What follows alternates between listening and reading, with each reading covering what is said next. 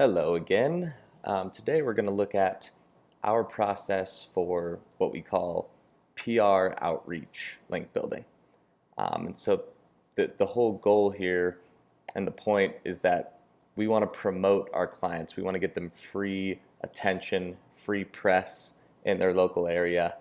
And so to do that, we need to have a campaign that's pitch worthy. That's something that we can send to journalists and say, hey, look at this cool thing that we're doing. Would you be interested in covering this as a story or writing a blog post about it or whatever the case is? So the example we'll look at today is for the Belize law firm. Like we do for many of our personal injury clients, we've created a free holiday cab ride program. And so that's step one, just like all of our efforts. Step one is really creating the asset, creating the story that we're going to be pitching to someone to try to get coverage for it. So this is the page on his website for that. And then specifically what we're doing with this tutorial and what we're looking at is how do we find the right journalists and the right people to reach out to, and how do we create that media list? That's what this is called, is media list creation. So I've got my event here, and step two is to then get local and find the local news outlets for Long Beach. So in this case, like I said, the client is in Long Beach. The story is really only relevant to people in Long Beach. So what I've done is just gone to Google, performed a simple search, Long Beach news, and then you see that there's quite a few news outlets here that have websites as well.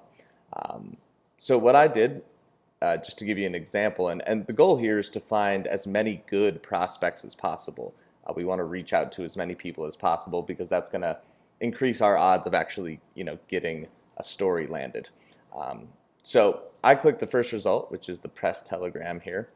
And then what I did was I thought, okay, this promotion, the free rides, is really most relevant to transportation, right?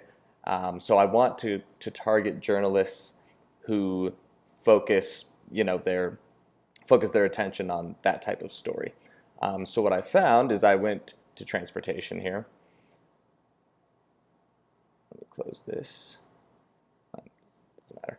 I went to transportation, and then I found this story, sad story about a freeway crash that killed someone. And obviously, so this guy, Scott, clearly reports on stories that relate to, transportation and safe transportation. So I know that he's a good prospect. And so the other tool that you need for this process is BuzzStream. So that's where you're going to actually organize all of these prospects. And so what I've done is I came up here, I created a new project. I called it Holiday Rides to Get Home Alive. Straightforward. And then the other tool that you'll need is the Buzz marker that goes along with BuzzStream. Because once I get to here and I find my good prospect, who's Scott, then I can click this, the BuzzStream. It auto-populates. It already finds out a lot of stuff about the page and contact information. And then specifically, you need to add the specific prospect, so the specific person that we'll be emailing.